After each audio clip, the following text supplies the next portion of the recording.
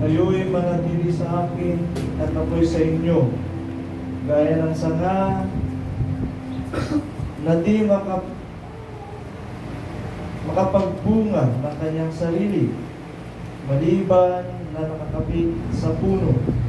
Gayon din naman kayo, maliban na kayo'y manatili sa akin. Hindi po natin ang Panginoon. Kapilang Diyos, na mapangyaring sa pagtitipon na ito.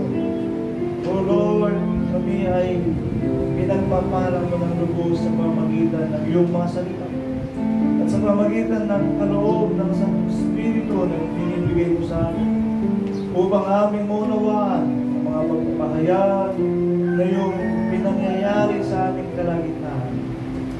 Kaya sa pamamagitan nito, O Diyos, nagpapasalamat kami ng lubos sa lahat ng mga bagay na ito.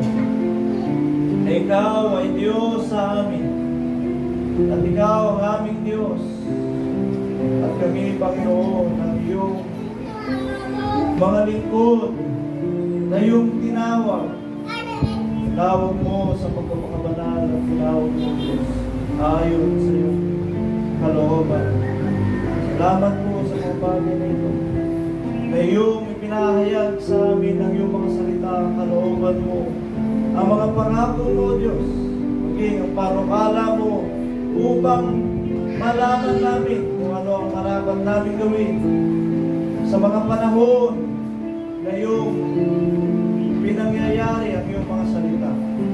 Kaya, O Diyos, sa iyo kami mananangan, sa iyo namin nilalagak ang aming pagkakatiwalang lubos, ang aming pananampalataya naman ay maging kalubos-lubos sa iyong harapan.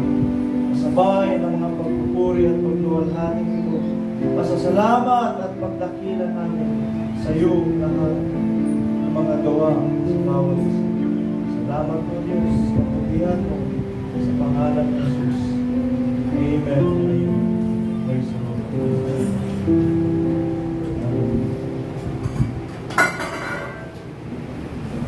the Lord. Kaya ang binasa po natin ay sa aklat po ng John, chapter 15, verse 4. Sulat, kayo manatili sa akin at ako'y sa inyo, gaya ng sanga na di makapagbunga sa kanyang sarili, maliban na nakakabit sa puno. Gayon din naman kayo, maliban na kayo'y manatili sa akin. Amen. Puri ng Panginoon. Kaya, pinapayuhan, amen, ang bawat isa sa atin na mga tinawag, pinili, mga lingkod ng Panginoon, mga hirap, amen, sabi natin hirap, ang pinaka sukdulan kasi ng ating paglilingkod, tayo ay maging hirap. Amen? Tayo ay maging hirap. Nagsisimula yan sa pagtawag. Amen? Sa pagtawag, magkakaroon ka ng pananampalataya sa mga bagay na ito, at ikaw ay sa pagtawag, makikita din natin dito sa pagbabasa. Kasi babasahin na lang natin ito. Marami ang tinawag, ngunit kukunti ang hinirang. Ako ay hindi ninyo hinirang, ngunit kayo hinirang ko, sabi ng Panginoon. At ang paghirang sa atin ng Diyos, ito ay ayon sa kanyang panukala at ayon sa kanyang kalooban. Amen? At ang paghirang na ito ng Panginoon sa atin ay isang napakagandang pribileyo para sa bawat isa. Amen? Sapagkat nagkaroon tayo ng isang pagtawag, amen, na kung ating pag-aaralan ng banal na kasulatan, sinasabi niya itong banal na pagtawag, holy calling, and it is according to God's purpose, hindi ayon sa ating sarili kalooban. Amen? At ang banal na pagtawag ito, 1 Timothy chapter 1 verse 9, o 2 Timothy 1 verse 9. Ayan. Na siyang sa atin ay nagligtas at sa atin ay tumawag ng isang banal na pagtawag, hindi ayon sa ating mga gawa, kundi ayon sa kanyang sariling akala at biyaya na ibinigay sa atin kay Kristo Jesus buhat pa ng mga panahong walang hanggan. Amen. May pagtawag ang Diyos sa kanyang sa lahat ba ng tao? May pagtawag ang Diyos, nagmamanifest ang pagtawag ng Diyos doon sa mga ano natin sabihin, tumatawag ang Diyos doon sa mga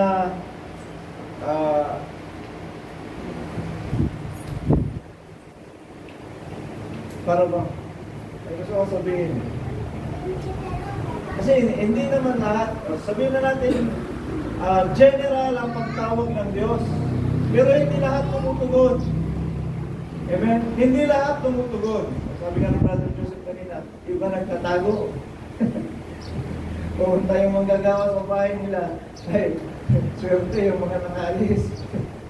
Malas mong natira sa bahay. No states. Amen. Ang pagtawag ng Diyos ay nandoon sa mga tumutugon. Meron sabi sa Biblia na ang kanyang awa ay umiiral doon sa kanyang mga kinaawaan at sa kanyang mga kinahabagan. Ibig sabihin, nandoon lang sa kanyang mga kinalulugdan. Ayun, amen. Ang pagtawag ng Diyos ay umiiral doon sa lahat ng kanyang mga kinalulugdan. Mayroon bang hindi kinalulugdan ng Diyos? Meron. Amen. Alin? Ang mga wala sa pananampalataya. Amen.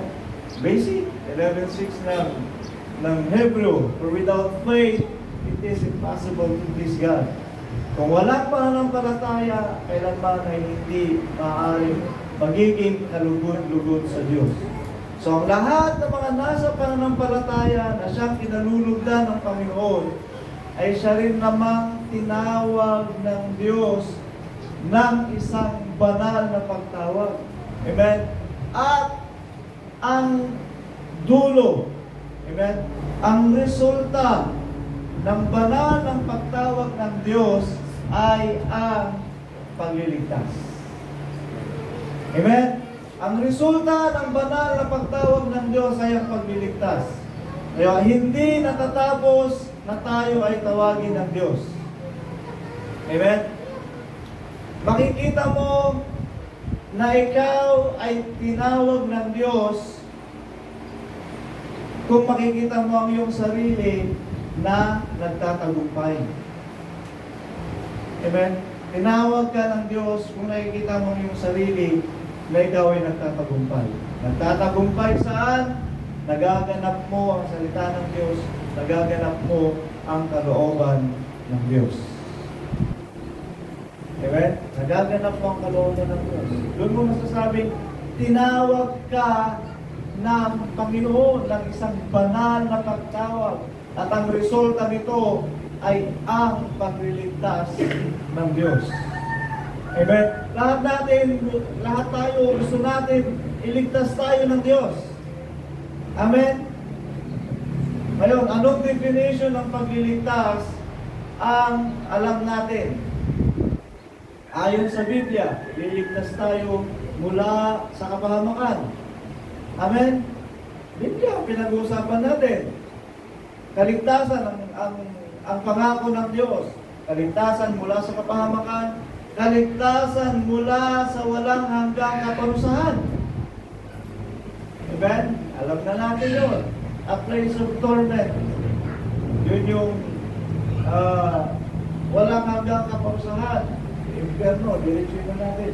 Yun, nandun tayo, inililigtas ng Diyos. Amen? Ngayon, yun ang magiging resulta. Ililigtas tayo ng Diyos sa lahat ng mga bagay na ito. Na isa pa pala, anong pagliligtas ng Panginoon? Pagliligtas ng Diyos sa atin, saan? Sa panahon ng kabagabagan. Kailan yung panahon ng kabagabagan na yun? Panahon ng mapanganib, panahon ng salot, panahon ng digmaan. Amen? Nakasulat sa Matthew chapter 24. Doon tayo liligtas ng Diyos. Ano ibig sabihin? Ititira tayo ng Diyos. Amen? Ititira tayo ng Diyos. Pagliligtas ka eh. Amen? Isaiah 26:4. Tingnan natin, 26:4. Palagi na natin ito inuhuli-huli. 26:4 o 24:6. 24:6. Pero maganda rin.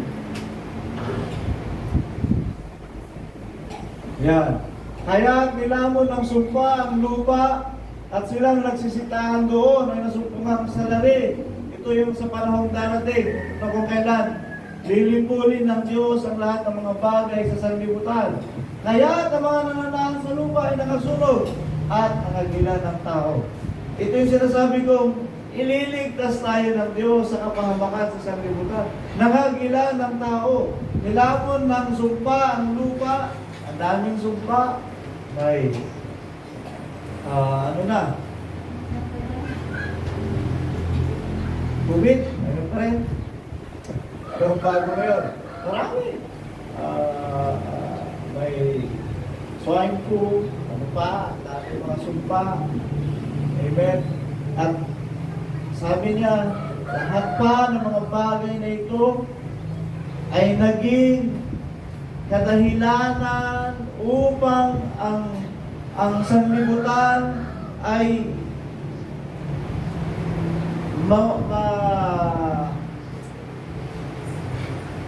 upang sanlibutan ay lamunin ng sumpa. Amen? Kasama na dyan ang digmaan. Kaya nga, may apoy ba dyan? Kaya, nasumpungang salarin. Kaya ang mga nasa lupa, ayun, may apoy kasi may nasunog. Amen? Inanak ko, may apoy. Yung para sa sunog. Amen? So nagsunog, may apoy. Sanhi ng digmaan. Nawasak lahat. At ano ang nangyari? Sa dulo nito ay nangagila ng tao. Few men left. Kukunti na lang. Amen? At ang mga nangaligtas na ito ay silang mga nagsisipaghintay sa Panginoon. Amen? Sila ang nagsisipaghintay sa Panginoon. Ililigtas sila ng Diyos. 25:9 ng Isaiah. Okay, assignment ko sa inyo noon. Sasabihin sa araw na yun, narito, ito ay ating Diyos. Hinintay natin siya. Amen? So, lahat ng mga nagsisipaghintay sa Panginoon ay ano? Ililigtas niya tayo. Amen? Bakit nila hinintay ang Panginoon? Mayroon silang natanggap na mensahe mula sa Espiritu. Amen? Hintayin niyo ang Panginoon sapagkat siya'y malapit na. Amen? Narinig niyo ba ang mensaheng yun? Maghintay kayo sa Panginoon sapagkat siya'y malapit na.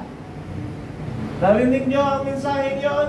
Hindi mo kinakailangan sabihan ka ng maliit na tinig. Amen? Basahin mo ang Biblia at pakiramdaman mo ang nagaganap sa kapaligiran. Yun na ang mensahe. Amen? Yun na ang mensahe. Yun na ang mensahe. Kaya hinihintay natin siya sapagkat nakita natin at naunawaan natin ang pahayag ng Biblia. Dahil ang Biblia, this is the sure word of prophecy. Lahat ng mga magaganap ay nakasulat sa banal na kasulatan. At ang mga magaganap na ito ang siyang mangyayari. Amen? Nakasulat na sa kanyang pagparito, ito ang mga tanda. Amen? Matthew 24, ulitin natin. Ito ang mga tanda at nagaganap na mga bagay na ito. So kaya, tayo ngayon, tinitipon ng Diyos upang hintayin natin siya sa kanyang pagparito. At ang sino mang naghihintay sa kanya, ang sabi ng Biblia, at ililigtas niya tayo. Ito ang Panginoon, ating hinintay siya. Tayo matutuwa at magagalak sa kanyang pagliligtas. Magagalak tayo sa kanyang pagliligtas. Bakit? Mamamangha ka. Yung nasa paligid mo, nawawasak lahat. Pero yung nasa harapan mo, amen, ay iniingatan ng Diyos. Sumasang-ayon ba kayo? Mariniwala kayo? Amen? Yan ang kapangyarihan ng Diyos. Ito ang gagawin ng Diyos. Amen. Naalala ko yung revelation, pakitain ng isang kapatid. Amen.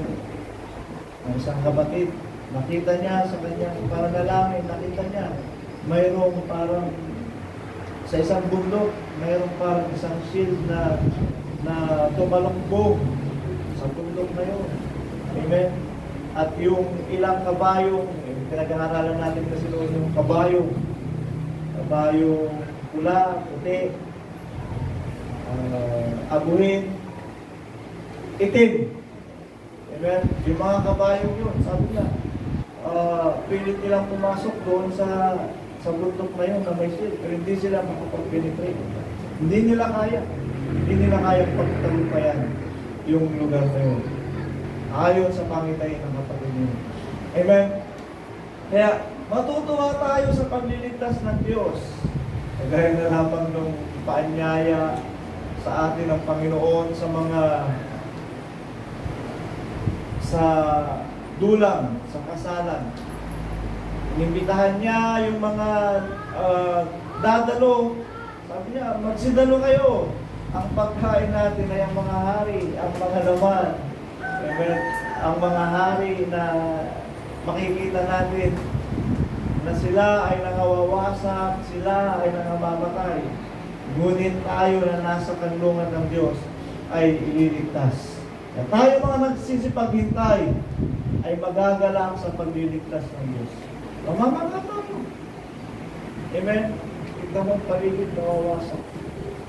Pero ang Diyos ay magbibigay ng proteksyon para sa atin. Verse 10.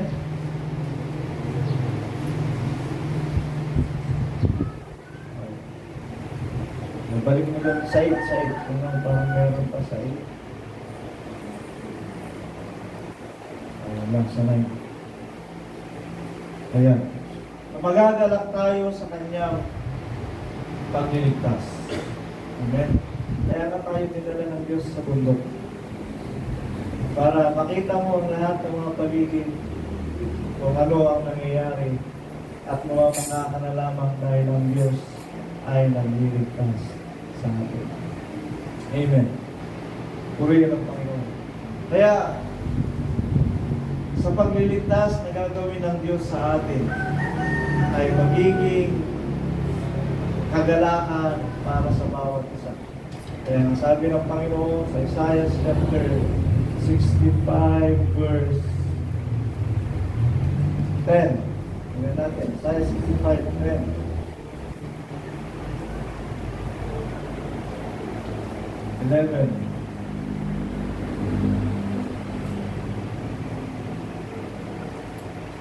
Ayan. Ngunit kayo na nangapapabaya sa Panginoon na nagsisilimot ng aking banal na bundok na naghahanda ng dulak para sa kapalaran at binubuno ang saro ng alak na haluan para sa kaukulan. 12. Aking iuukol kayo sa tabak at kayo lahat ay magsisiyuko sa patayan sapagkat nang ako'y tumawag, okay, nandun tayo sa pagtawag, nung ako'y tumawag, kayo hindi nagsisagot.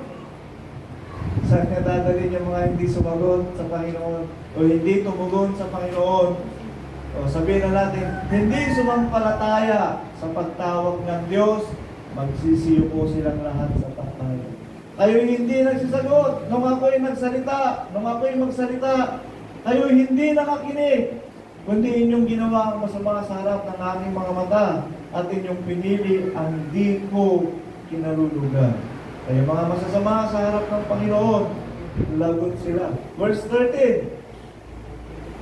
At ganito ang sabi ng Panginoong Diyos, narito ang aking mga lingkod ay magsisikain. Amen? Sabi ko, magagalak tayo sa pagliligtas ng Diyos. Bakit? Ang lingkod ng Panginoon magsisikain, ngunit kayo ay magugutom. Ang sanlibutan ay magugutom. Narito ang aking mga lingkod ay magsisinom, ngunit kayo ay mga uuhaw. Narito ang mga gagalak ang aking mga lingkod, ngunit kayo ay mga papahiya. 14 pa. Narito ang aking mga lingkod ay magsisiawit dahil sa kagalakan ng puso, ngunit kayo magsisidaing dahil sa kapanglawan ng puso. Bakit? Nagkakamatayan na sila. Amen. Kakayanin ba ng Diyos pumatay ng mga tao? Diba ang Diyos mahabagin, ang Diyos maawain. Sa panahon na ito, galit na ang dala ng Diyos. Galit na ang dala ng Diyos sa mga hindi tumalima sa Kanya. At aangal dahil sa pagkabagbag ng loob. Kulit na natin, 15. Ang inyong iiwan ang inyong pangalan na pinakasumpa sa aking mga pinili. At papatayin na ng Panginoong Diyos at kanyang tatawagin ang kanyang mga lingkod ng ibang pangalan. Amen. Ibang pangalan. Anong gusto niyong pangalan ng tawag sa inyo ng Diyos?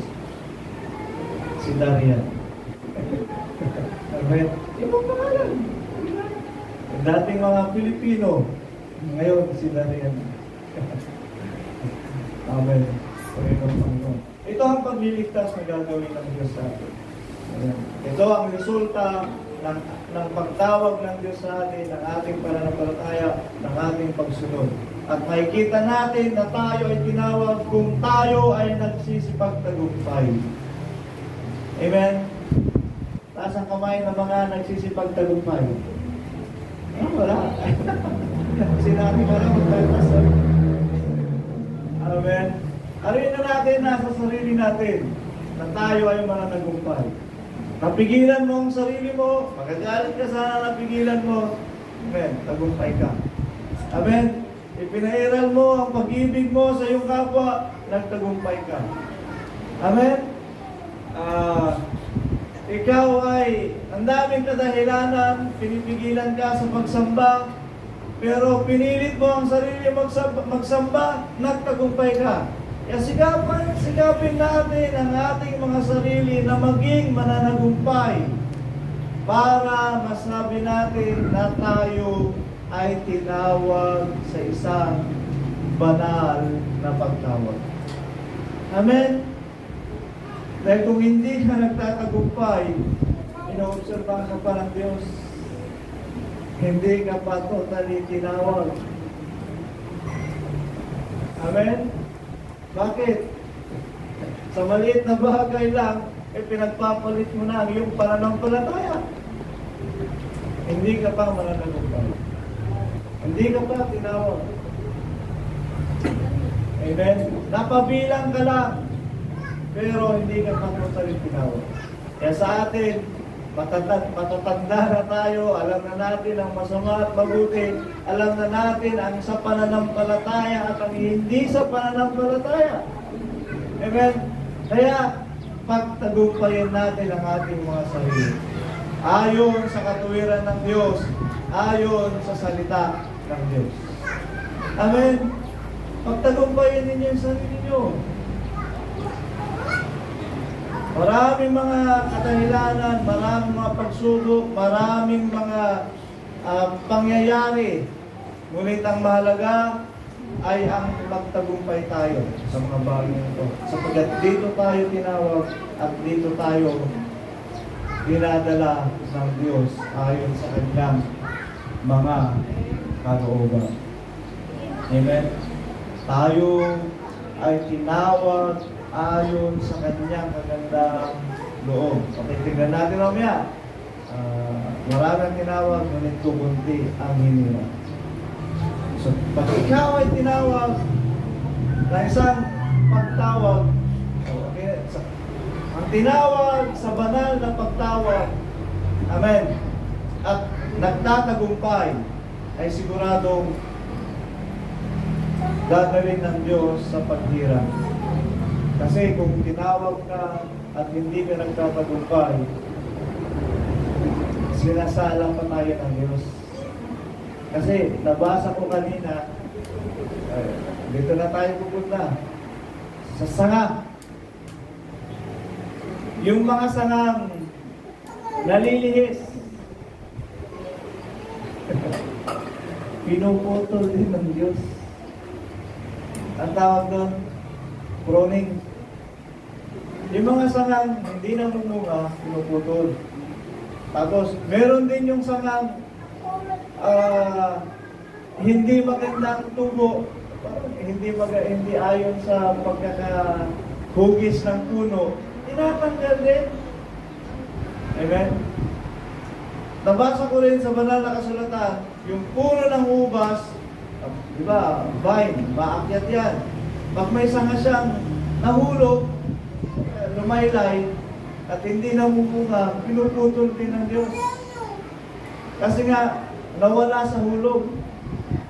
Nalihis. Amen? Nalihis. At ang mga sangang ito ay tayo. Amen? Pag ikaw na sanga ay malihis sa puno, nakakabit ka pa rin, kaya lang kung saan ka pupunta. Amen. Hindi ka umaayon doon sa dapat pagtubo na gusto ng pagsasaka. Puputulin ka rin. Amen. Puputulin ka rin. Okay. Basahin natin 15:1 ng John.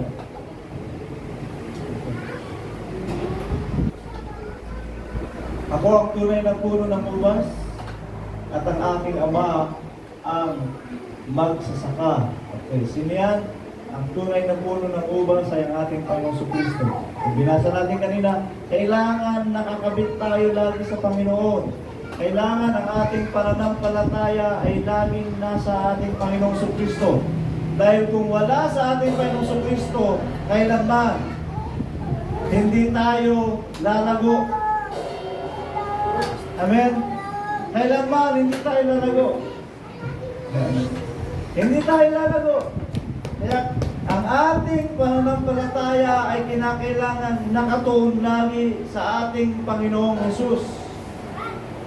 Dahil siya ang puno ng ubas. Amen? Lagi nating kuhanan ng substansya. Substansya. Sustansya and then substance. Substansya. Kuhanan natin ang halimbawa, amen, ang ating Panginoong Jesucristo.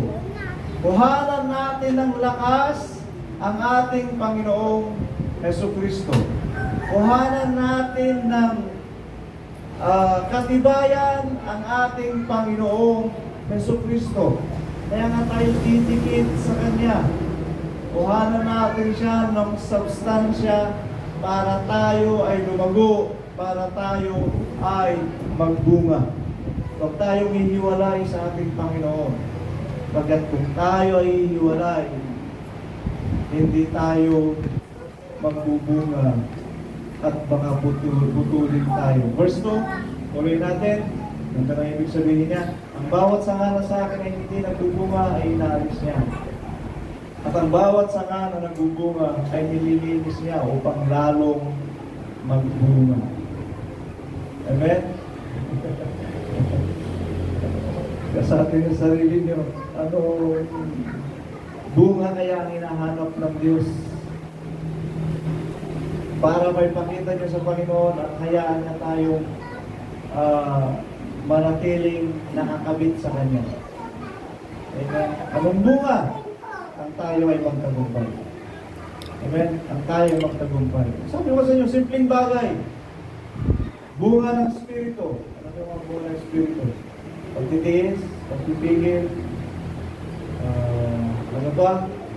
Pag-ibig, pananampalataya.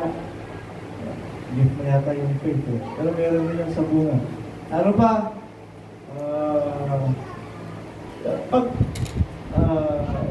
Pag may mag-manifest sa'yo yung mga bagay yun, bunga niyo, nagtatagumpay ka. At yun ang kailangan makita ng ating Panginoon Kristo. Amen? Pag nagalit ka, bigilan mong magalit. Pwede lang din naman magalit, sabi ng Biblia, di ba? Pwede lang din magalit, sabi ng Biblia. Basta wag ka lang magkasala. Magalit ka, ayos sa kapila. Amen? Payong nga ni... Sino ba nagpayo nun? Be matured. Okay, pagdating sa pananampalataya, be matured. Huwag tayong matitisod sa anong sinasabi kung ito naman ay ayon sa kapila. Pinayo nila ito. Kapit-bahay mo, kagalit mo, magpatawaran kayo.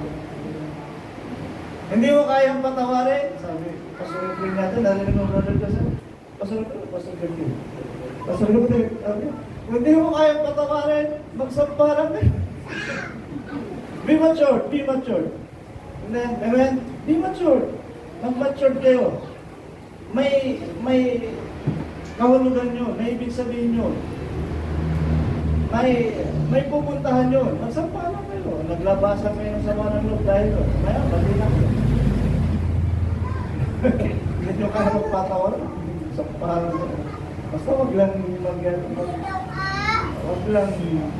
magpatayan. Wala yun. Amen? Kita nyo, pag nagawa niyo, mananawa din kayo. Maya, bati na kayo. may pangyayaring ganyan kasi. Mga celebrity, may pangyayari, celebrity, nag-away. Ay, nag-away lang sa ring, yung octagon ring, MMA. Nag-away lang sila. Doon sila nag-away talaga. Natapos ang laro, draw. Anong bati? Naglabasan siguro ng sama ng loob. Tapos ang laro, ay pati sila. Naglabasan ng sama ng loob dun sa ring. Amen? Ganun din.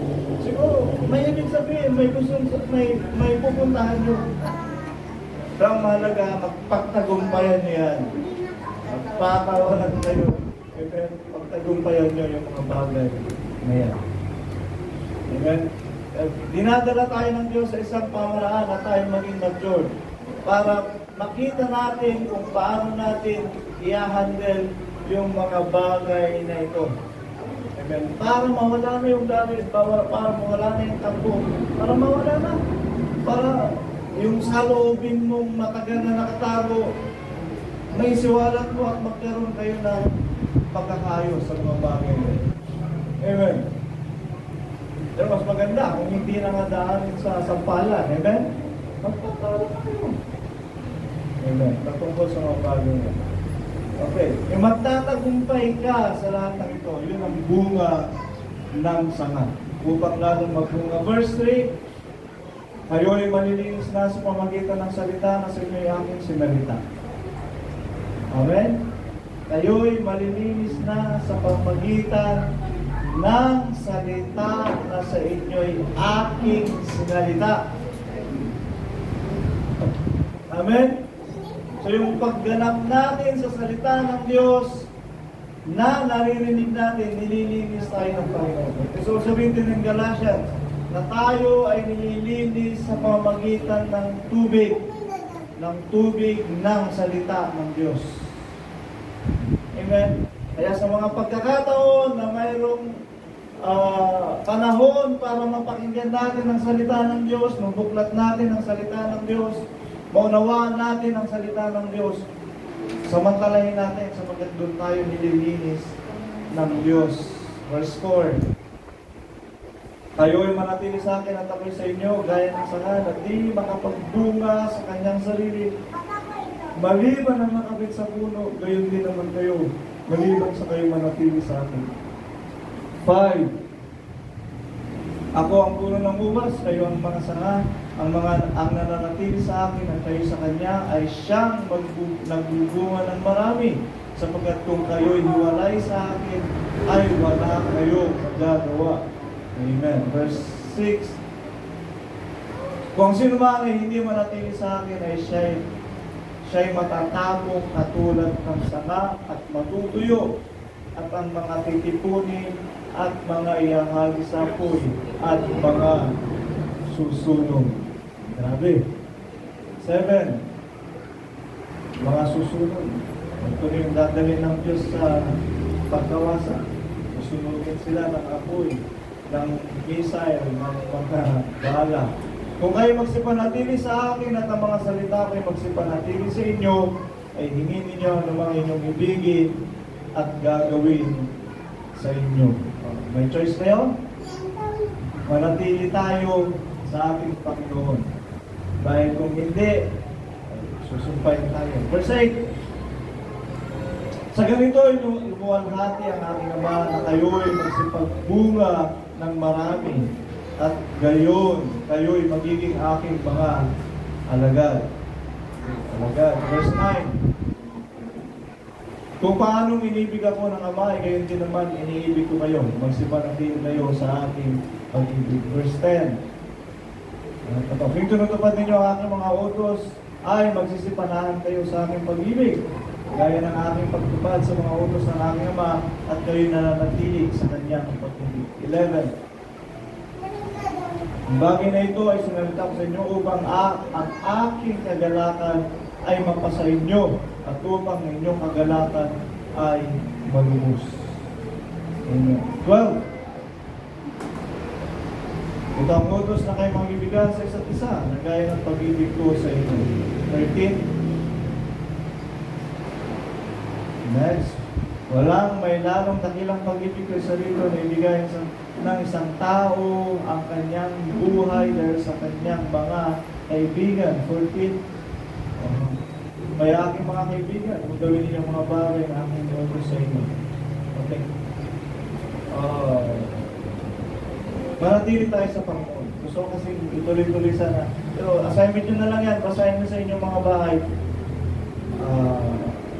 Ako'y hindi ninyo pinili, ngunit kayo'y aking hinirang. Ako'y hindi ninyo hinirang, ngunit kayo'y aking hinirang upang kayo'y magsipamunga. Amen? Yung pagiging hirang. Amen? Yung pagiging hirang ang gusto kong ipahayag sa inyo. Pagiging hirang ay silang mga itinakda ng Diyos upang gumanap ng kanyang kalooban. Amen? Gumanap ng kanyang kalooban. At maganap sa atin ang kanyang kalooban. Okay. Saan natin ito ipagyan? Sisimulan.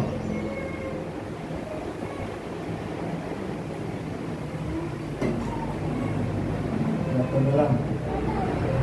Isaiah chapter 4 verse 2.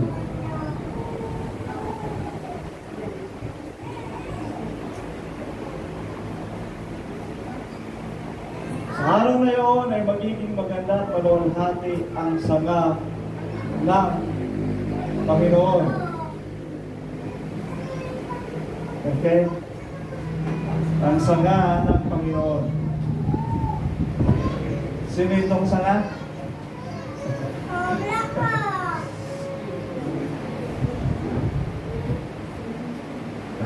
Sa araw na iyon ay magiging maganda at maluwalhati ang sanga ng Panginoon, at ang bunga ng lupain ay magiging magaling. at mainam sa kanilang mga taga-Israel na nangakatanan. Amen. Okay. Sa mga Israel na nakatanan. Okay. The prophecy is mayroong sanga na magiging maganda at maluwalhati. Okay? Mayroong sanga na magiging maganda at maluwalhati. 10:33, Isaiah.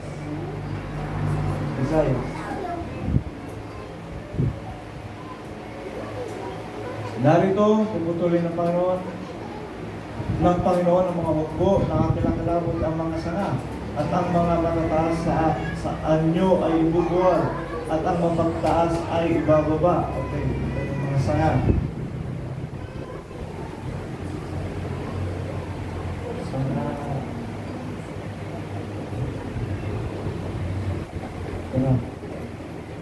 Zechariah chapter 6 verse 12.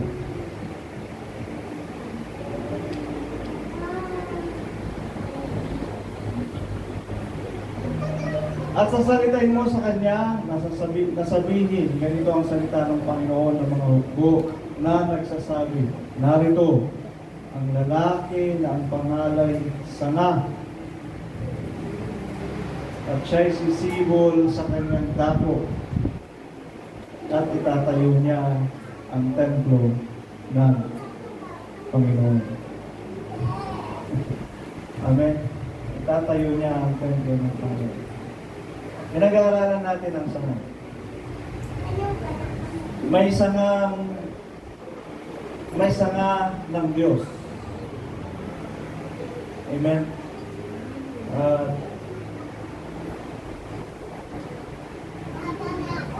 Sa sanga ng Diyos, dahil siya ang puno, maraming sanga.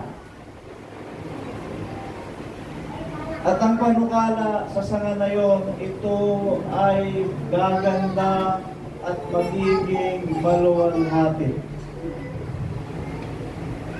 Amen? Mayroong isang sanga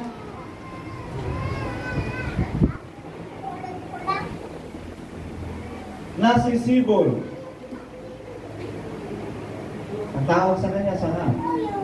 Ang trabaho niya, itatayo ang templo ng Panginoon.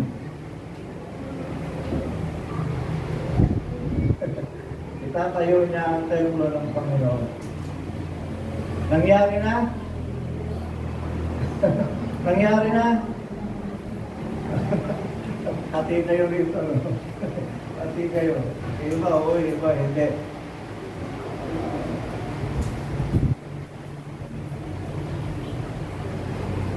Siguro kung sa panukala patungkol doon sa panibagong sanga, hindi pa. Pero yung sangang ito, nangyari na. Yung sa panukalang darating, hindi pa. Pero ito nangyari na. Kasi meron siyang 11:1 ng Isaiah, may usbong. So yung sanga na yun, usbong.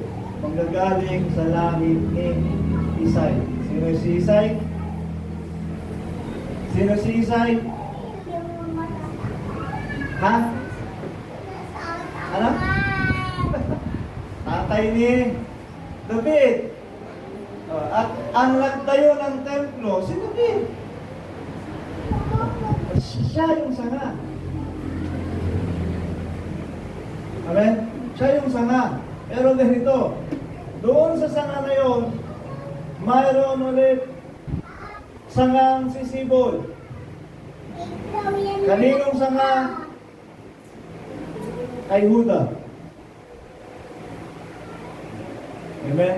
At kay Huda, pagkatapos noon, yun na. Si Kristo na. Bilang anak ng Diyos, si Kristo ay naging sanga. Amen? Pero bilang Diyos, siya ang puno na kinasasaligan ng lahat ng sanga. Amen? So, ito na. Ang nananatili sa Kanya ay lalago. Ngunit ang ipinanukala ng Panginoon sa nabasa natin kanina ang sanga na ito ay gaganda at maluluwalhati. Amen? Ang sanga na ito ay gaganda at maluluwalhati. Okay. So, kung titigan natin yung John 15:1, tayo na ang mga sangang ito. Amen? Tayo ang mga sangang ito na nanggaling sa ating Panginoong Jesucristo. Baybayin natin. Kanino tayo sanga?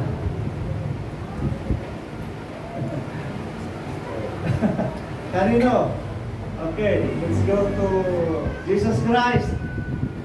Kay Jesus Christ, sino ang umusbong sa Kanya para tayo ang maging sanga? Si Apostol Pablo. Diba? Si Apostol Pablo ang apostol para sa mga Hintil. Ngayon, through Christ, tinawag niya si Apostol Pablo, hiniran niya si Apostol Pablo, at kay Apostol Pablo, doon tayo naging sanga. Naikabit tayo doon sa punong yun upang maging sanga. At ang sangang ito ay gumanda at maluwalhati. At ang bunga natin dapat ay yung mga pananagumpay natin sa paglilingkod. Amen. Bunga natin sa pananagumpay sa paglilingkod. Anong bunga ito? Galatians chapter 5 verse 22. Dapat ang bunga ng Espiritu ay pag-ibig, kaluwaan, kapayapaan, pagpapainugod. Meron ba tayo nito? Kagandahang loob, kabutihan, pagtatapat. Amen? Pakita nyo yung bungang ito. Verse 23. Kaamuan, pagpipigil. Sasabi ko kanina, gusto mong magalit, nagpigil ka. Bunga mo yun. Laban sa mga gayong bagay ay wala kautusan. So ito yung mga bunga. Pananagumpay mo sa iyong paglilingkod. Pananagumpay mo sa mga bagay na ito. Okay, tayo na sangang ito. Kinakailangan makitaan tayo ng mga bungang ito. Romans chapter 11 verse 15.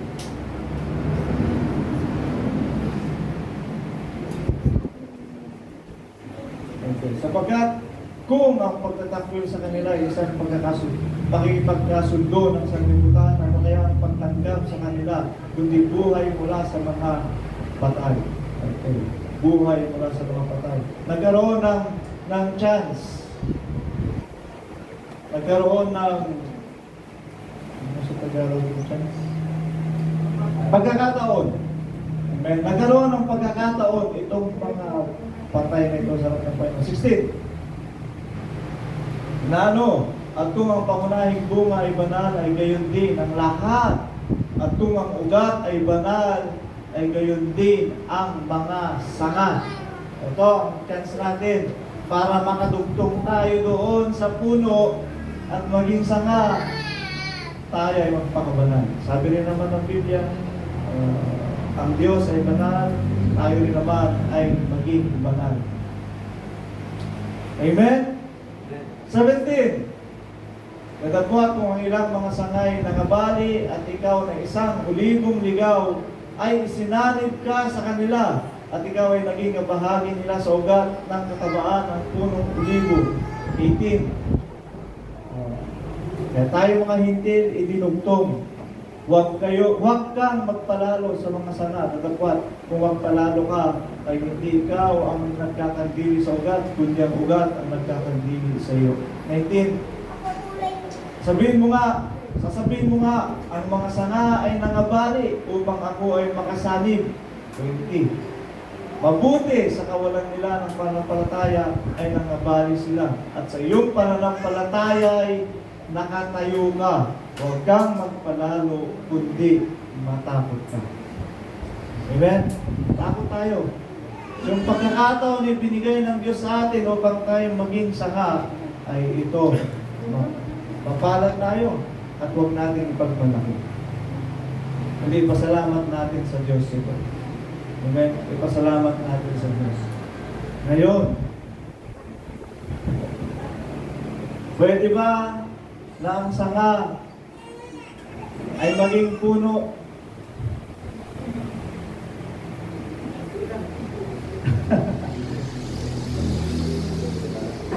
Pero di ba, sabi niya, kung kayo ay wala sa puno, ang sanga ay mamamatay. Pero ang tanong ko, ang sanga ba ay pwede maging puno? Sa realidad, pwede. Amen? Pwede. Hindi dapat tayo. Kung tayo ay babaliin at hahayaang nakakalat, hindi talaga tayo mabubuhay. Spiritually. Amen? Ngunit salamat dahil may panukala ang Diyos.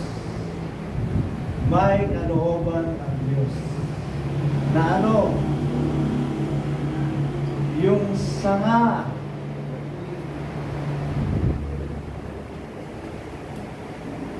ay karapat-dapat gawin ng Diyos na maging isang puno. Ezekiel 17:22.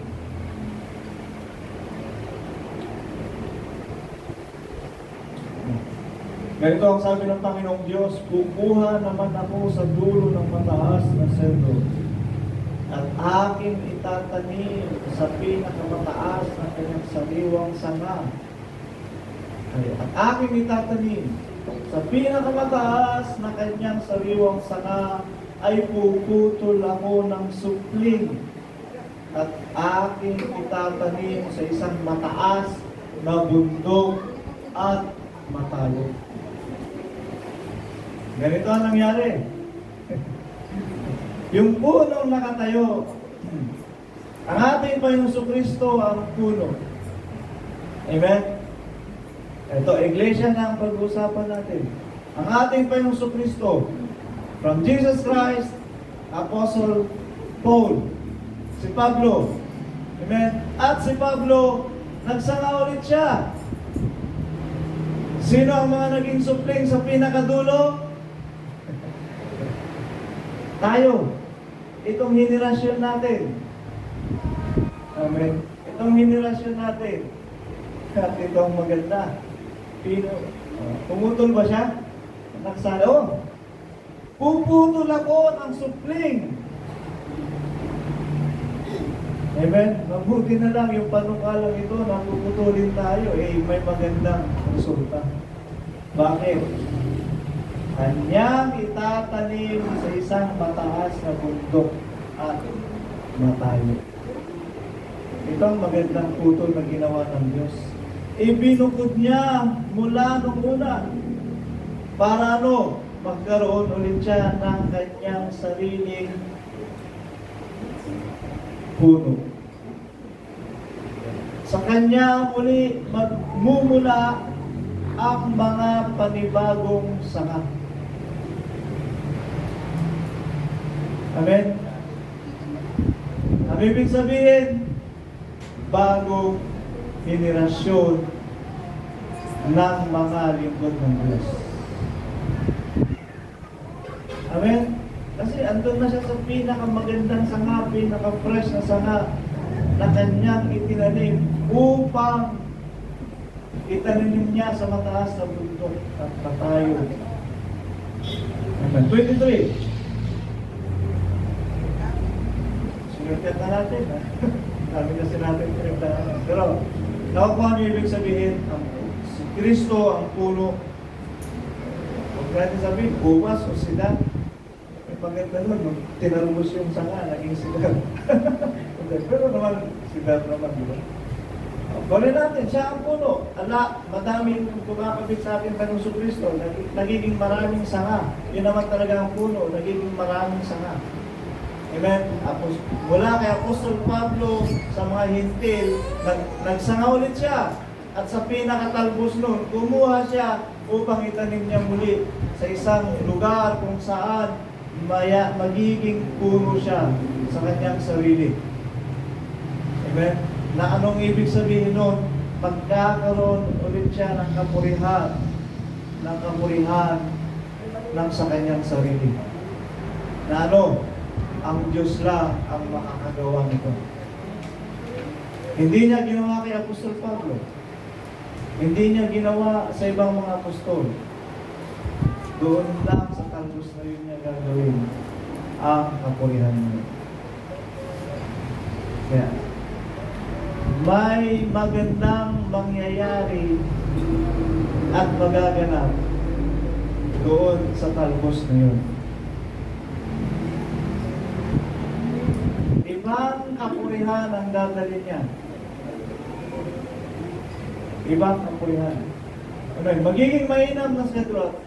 Sa bundok na kaitaasan ng Israel ay aking itatanim. Okay? Sa Israel kasi, wala. Hindi na sa Israel ang kaganapan. Hindi na sa Israel ang kaganapan. At magsasanga at magbubunga. At magiging mainam na sedro. At sa ilalim niya o'y tatahan ang lahat ng mga ibon na may iba't ibang uri. Sa lilim ng mga sanga niyaon, magsisitahan sila. Amen? Ito ang magiging kapurihan nung sanga na itinanim, ng talbos. Dadami siyang muli, magsasangan muli, at magiging parang dadayunin siya ng lahat ng mga bansa.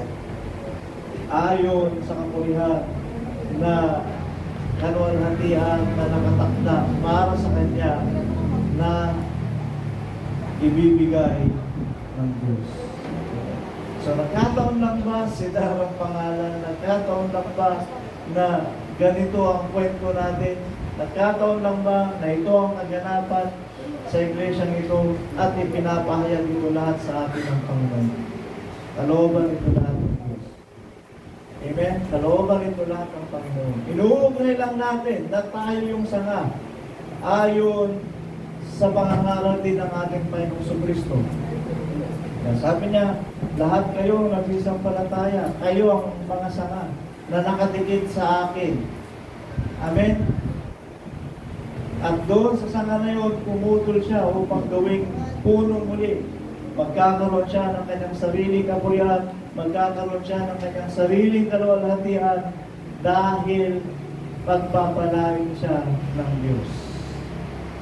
Amen. Marami, pinahayag ko na sa inyo mga bagay na yun, kung anong kapurihan ang tataglayin niya, kung anong kaluwalhatian ang tataglayin niya. Nakatakda pa nga na ang lugar na yun na pinagtaniman ng punong ito, ang sabi nito, ay magiging kaluwalhatian muli gaya ng Eden. Amen? Gaya ng Eden. Magiging maganda, magiging maluwalhati. At ito ang nakatakdang maganap para doon sa pinagtaniman niya ng kanyang puno. Actually, the cedar is the tree of God. 80-10 ng Psalms.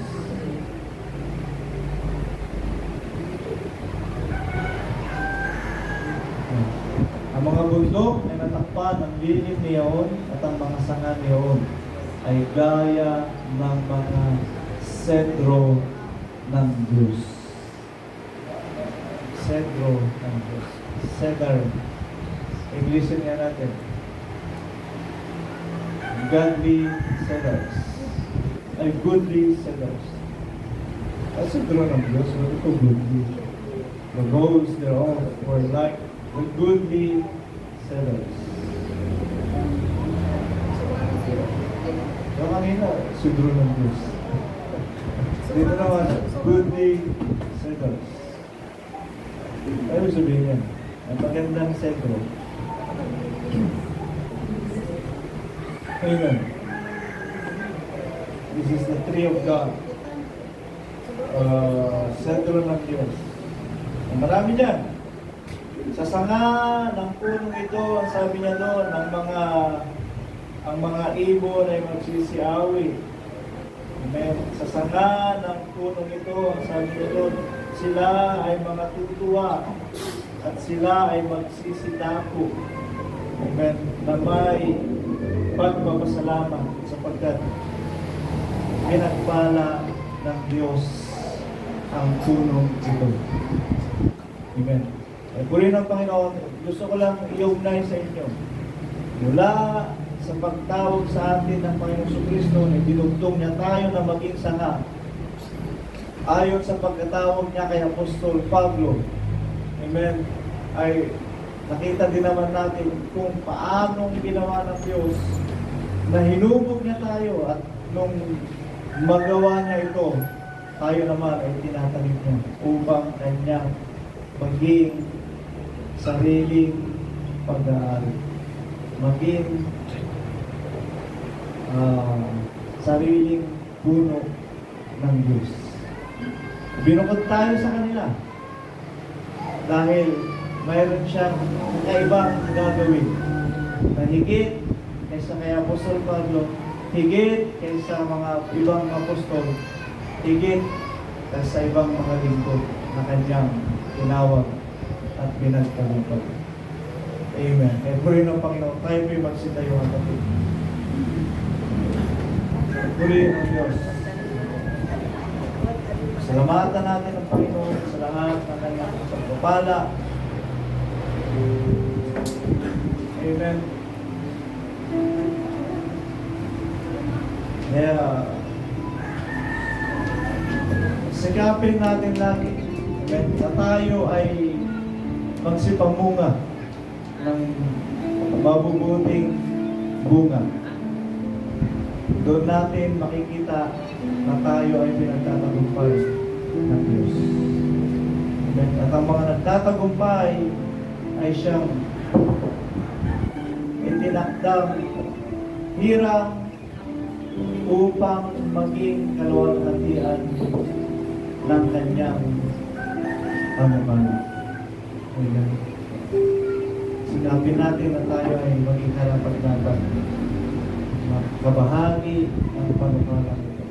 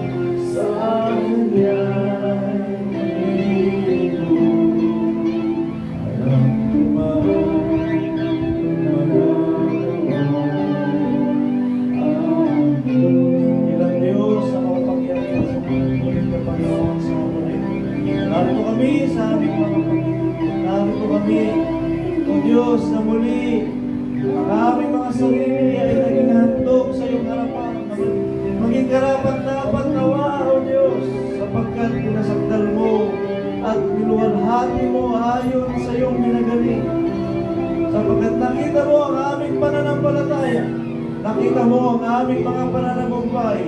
Nakita mo, Diyos, ang mga bunga ng aming mga gawa. At nawa, masungkungan mo kami, O Diyos, na karapat-dapat sa kapurihan at kaluwalhatian na nakahanda para sa iyong mga lingkod na nagsisipagtagumpay. Hindi man sa ngayon, ngunit alam namin, O Diyos, ito ay ibibigay mo sa amin na pinakaregalo o reward sa mga magsisipagtagumpay na iyong mga lingkod. Kaya Panginoon, narito ang bawat isa sa amin sa pagsisikap na maganap ang iyong mga salita, ang katuwiran mo, Diyos, at lalong-lalo na aming may sa katuparan ng iyong mga pamamagitan sa bawat isa. Na ito, Diyos, ay maganap sa amin ayon sa aming pananampalataya ay siya mong gagawin at siya mong pangyayarihin, Panginoon, ayon sa iyong mga pangako.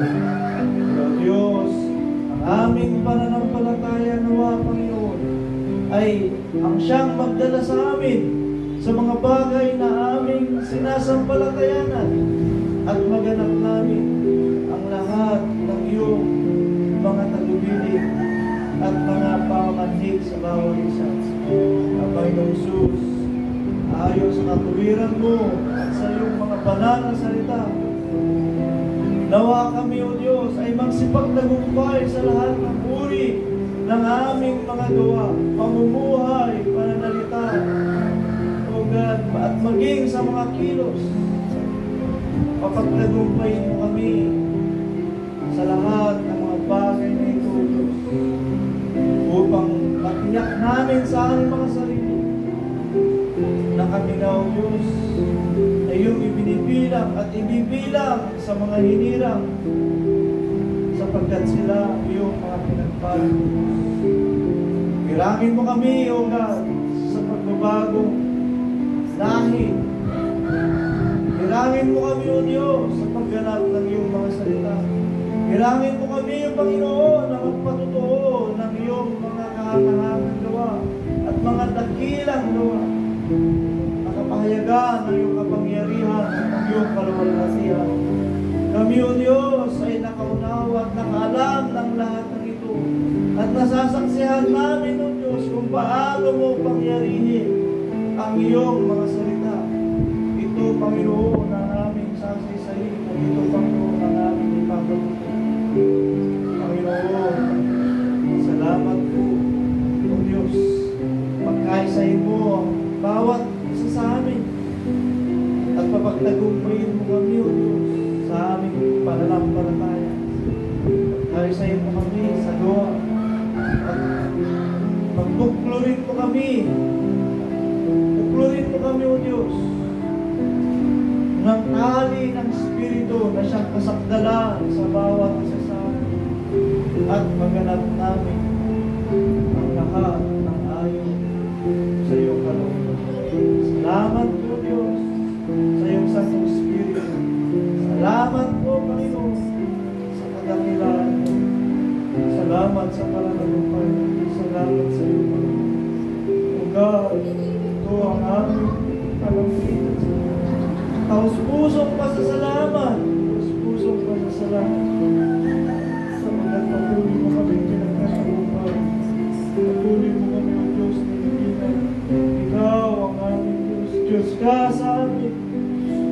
O Lord, sa aming pananampalataya, kami ang hihirangin kong iyong manginganak.